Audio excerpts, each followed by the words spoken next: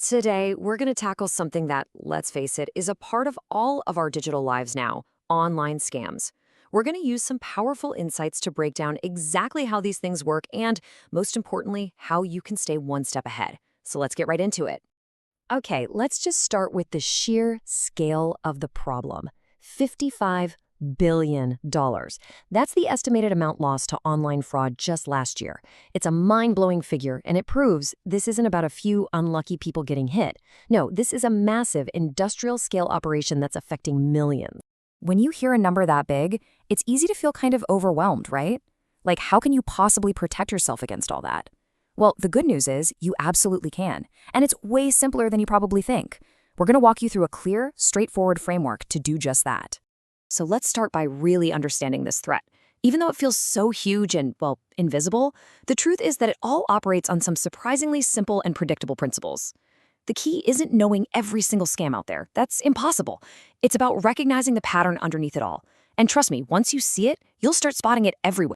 This right here, this is the single most important idea to get your head around. We all have this image of some super hacker in a dark room breaking into complex computer systems, but the reality is much simpler and a lot more personal. Scammers have figured out that it's just way, way easier to hack a person than it is to hack a computer. They don't exploit code, they exploit our human psychology, our emotions, our trust, and our gut instincts. So if they're hacking people, how are they doing it? Well, they have a playbook. And just like a football coach, it's made up of a few core plays that they just run over and over again. Why? Because they work. So let's break down their go-to strategy. It almost always comes down to these three steps. First, they create urgency. Your account will be deleted in 24 hours. This amazing offer expires in 10 minutes. They do not want you to have time to think. Second, they provoke a really strong emotion, usually fear, like the fear of losing your money, or maybe excitement, like you've just won a prize. When you're all fired up emotionally, your critical thinking kind of takes a backseat.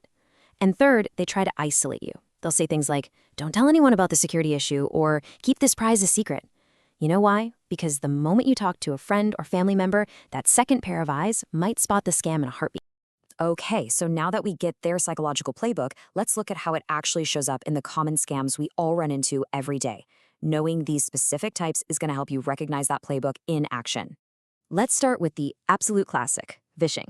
I am almost certain you've seen this. It's that email or text that looks like it's from your bank, from Netflix, from Apple, asking you to verify your account or update your billing information. The goal here is super simple: get you to click a fake link and then enter your username and password on a fake website. Now, it's actually really helpful to tell the difference between these attacks. Let's compare phishing with impersonation scams. With phishing, the goal is to steal your logins. The disguise is a fake website, and the telltale sign is usually a suspicious link. With impersonation, that's when someone pretends to be from the IRS or even your CEO. The goal is totally different. They want you to send money directly to them. Here, the disguise is an urgent story, and the big red flag is an unusual request for something like a wire transfer or a gift card. All right, we know how they operate. We know what the attacks look like. Now, for the most important part, building your defense. And the great news is your digital shield doesn't require any fancy software. It just requires a little change in your mindset. If you only take one thing away from this whole explainer, please let it be this: the single most powerful tool you have against a scammer is the pause. Just stop. Remember their playbook? It completely relies on urgency and emotion. By simply stopping for a minute, taking a breath, putting your phone down, walking away from the computer, you break that spell. The pause gives your rational brain a chance to catch up and ask, wait a minute, does this actually make any sense? Let's turn that pause into action with this quick checkup. 1. Verify. Before you click anything, just hover your mouse over the link to see the real web address.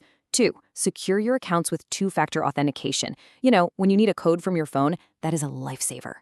3. Question unexpected messages. Why is my bank texting from a weird number? 4. Trust your instincts. If something feels off, it's probably off. And 5. Report it. Marking an email as spam helps protect not just you, but a lot of other people too. So as we wrap this up, the goal isn't to make you paranoid about every single email you get. Not at all. The goal is to make you feel empowered. Understanding the simple, repeatable playbook that scammers use is the key to just dismantling their power over you. At the end of the day, you don't need to be a cybersecurity expert. You just need to cultivate a healthy sense of skepticism. That single moment of doubt, that little pause you take before you click or reply or pay, that is your strongest shield. It's what keeps you in control. So I'll leave you with this question.